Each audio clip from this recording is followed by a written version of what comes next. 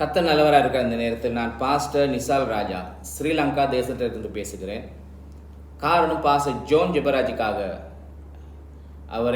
அவர் மேலே பொய் சாற்றி பொய்யான புகாரை கொடுத்து சிறைச்சாலையில் அடைக்கப்பட்ட நிலைமையில் காணப்பட்ட தொடக்கத்திலே நான் ஸ்ரீலங்கா தேசத்திலிருந்து அவருக்காக நான் ஒரு குரலை கொடுத்தேன். காரணம், நான் நினைக்கிற இலங்கை தேசத்தில் இருந்து முதலாக நான் அவருக்காக பேசினேன், அவருக்காக ஒரு வீடியோவை போட்டேன்.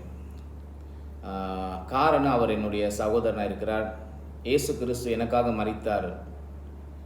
மரணத்தை வென்று 3ஆம் நாள் உயிரோடு கூட எழும்பி இன்றைக்கு எங்களோடு கூட இருக்கிற இயேசு கிறிஸ்துவை தான் பாஸ்டர் ஜோன் ஜெபராஜும் ஆராதனை செய்கிறார். அது நிமித்தம் அவர் என்னுடைய சகோதரன்.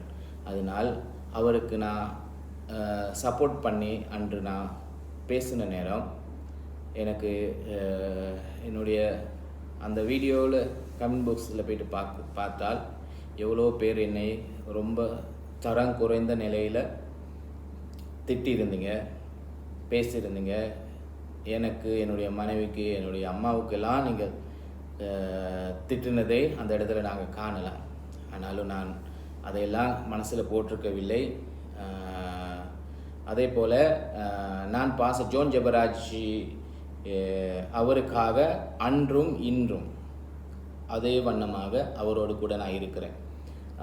என்னென்று சொன்னால், ரொம்ப பேர் வரையில முன்னுக்கு அவருக்காக பேசுகிறதுக்கு யாரும் ரொம்ப பேர் வரையில. பெரிய பெரிய ஊழியக்காரங்களாக எல்லாம் இருந்தாலும் யாருமே வரையில. காரணம், இவரை பற்றி இவரோட சப்போர்ட் பண்ணி பேசினா சில நேரம் ஊழியத்தில் பிரச்சனை வரும், இல்லாட்டி அவர்களையும் பிழையாக நினைப்பார்களோ என்று பயத்தில் பேசலை. ஆனாலும் தேவனுடைய அன்பு பயத்தை புறம்பே தள்ளுன்னு வசனம் சொல்லுது. அதனால் நான் எப்பொழுதும் பாஸ்டர் ஜோன் ஜெபராஜ் மாத்திரம் இல்லை, எந்த தேவனுடைய ஊழியர் எந்த இடத்துல எங்கே விழுந்தாலும் அவரோடு கூட நான் இருப்பேன் என்று நான் கர்த்தருக்கு முன்பதாக இப்பொழுது ஒரு வாக்கு கொடுக்குறேன்.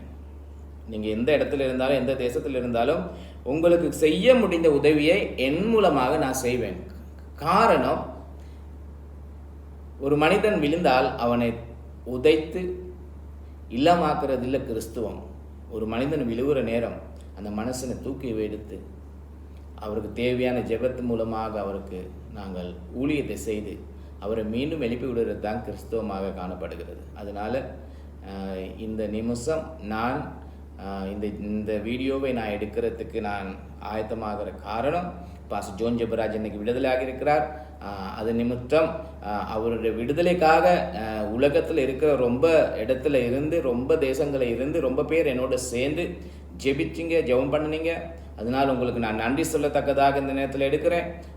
அதே போல் என்னோடு சேர்ந்து ஜெபிச்ச ஒவ்வொருவருக்கும் நான் நன்றி செலுத்துகிறேன்.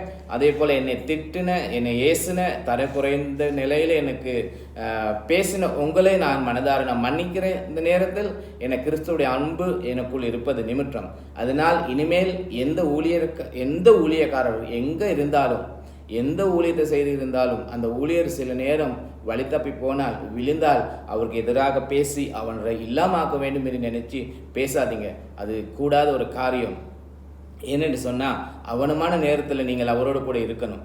அப்படித்தான் கர்த்தருடைய வசனம் நமக்கு சொல்லப்பட்டிருக்கு. ஏன்னா நம்மளாம் ரட்சிக்கப்படாததுக்கு நாங்கள் எப்படியோ இருந்தோம். ஆனால் இயேசு அதையெல்லாம் பார்க்காமல் எங்ககிட்ட தேடி வந்து எங்களுக்கு தேவையான மன்னிப்பை கொடுத்து எங்களை இன்றைக்கு ஒரு நல்ல மனிதனாக மாற்றி வைத்திருக்கிறார் தானே.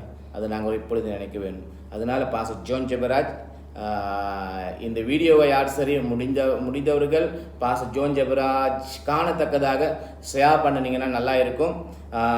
காரணம், பாஸ்டர் ஜோன் ஜெபராஜோட இலங்கை தேசத்தில் நாங்கள் அவரோடு கூட இருக்கிறோம் என்று சொல்லி அவருக்கு அந்த நியூஸை கொடுக்கறதுக்கு நான் விரும்புகிறேன். அதே போல் அவர் என்னுடைய சகோதரனாக இருக்கிறார். அவருக்காக நாங்கள் ஜெபம் பண்ணினோம். அந்த உலகத்தில் நான் என்னோடு சேர்ந்து ஜெபித்த ஜெபத்தில் பிரதிபலனாக இன்றைக்கு நீங்கள் வெளியே வந்திருக்கிறீங்கள் என்று நாங்கள் விசுவாசிக்கிறோம். அதே போல் மீண்டும் நீங்கள் இந்த ஊழியத்தை கட்டி எழுப்பணும்.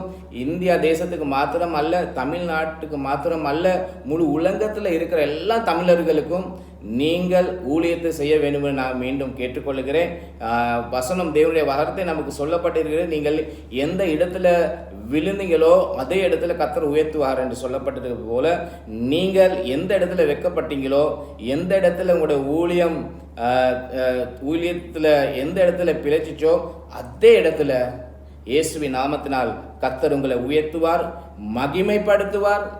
நீங்கள் 2000 பேரோ 3000 பேரோ நீங்கள் வைத்து ஊழியம் செய்து இருக்கலாம். ஆனால் நான் விசுவாசிக்கிறேன் 15,000 20,000 பேர் ஆத்துமாக்களை கர்த்தர் கொடுத்து உங்களை அந்த தேசத்தில் மகிமையான ஒரு இடத்துக்கு கொண்டு போகிற நான் விசுவாசிக்கிறேன். யார் யார் உங்களை குற்றம் சொன்னார்களோ அவர்கள் வெட்கப்பட்டு போவார்கள். யார் யார் உங்களை இல்லாமாக்க வேண்டும் என்று யார் யார் திட்டம் போட்டார்களோ அவர்களுடைய விலாசம் கூட தெரியாத அளவுக்கு உங்களுடைய விலாசம் பெரிதாக கர்த்தர் உயர்த்தி மகிமைப்படுத்துவார் என்று நான் விசுவாசிக்கிறேன். இனி இப்பொழுது நான் நன்றி செலுத்துகிறேன் இயேசு கிறிஸ்து நாமத்தினால. கர்த்தர் நல்லவராக இருக்கிறார். அதே போல நாங்கள் இனிமேல் எந்த ஒரு ஊழியக்காரர் எந்த ஒரு பிழை ஏதாவது விழுது போன நிலைமையில போனாலும் யாரும் அவரை திட்டாதீங்க, அன்பு செலுத்துங்க. ஏனென்று சொன்னால் நம்ம எல்லாம் ஒரே கடவுளை கும்பிடுறாங்க. அதனால பாருங்கள், நம்ம செய்கிற பிழை, நம்மளுடைய ஊழியர்களுடைய பிழைகளை நாங்கள் யூடியூப்லேயும் ஃபேஸ்புக்லேயும் இவனமாக சொல்லி சொல்லி சொல்லி வெளியில் கொண்டு வருகிற நேரம் அதை அந்நியர்கள் கண்டு அவர்கள் என்ன செய்கிறார்கள், இதை அவர்களுக்கு வாசியாக எடுத்து அவர்கள் நமக்கு விரோதமாக அவர்கள் சதி செய்து கொண்டு வரார்கள். அதனால ஒரு நாள் அந்த மாதிரி கீழ்த்தனமான வேலைகள் செய்ய வேண்டாம் என்று நான் மிகவும் தாழ்மையோடு கேட்டுக்கொள்கிறேன். இந்த நேரத்தை நீங்கள் கொடுத்ததுக்காக நன்றி. உங்களுக்கு இந்த பிடிச்சிருந்தால் அல்லாவிட்டால் இந்த வீடியோ உங்களுக்கு பிடிச்சிருந்தால் கர்த்தருக்கு நன்றி சொல்லி எங்களுடைய ஊழியத்துக்காக ஜெபிங்க, ஆசீர்வதிங்க. நான் உங்களை ஆசீர்வதிக்கிறேன் இயேசுவின் நாமத்தினாலே.